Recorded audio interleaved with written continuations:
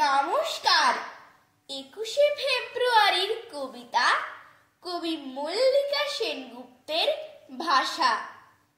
ভাষা মানে তুমি আমি, ভাষা মানে বাংলা, ভাষা মানে বরাকর থেকে ভাত জাংলা। বাজারের দোকানের রাস্তার এ ভাষা, কবিতার স্লোগানের বচসার এ ভাষা। বাংলায় কথা বলি, বাংলায় ছন্দ, তাই নিয়ে এত কথা, এত কেন দ্বন্দ্ব?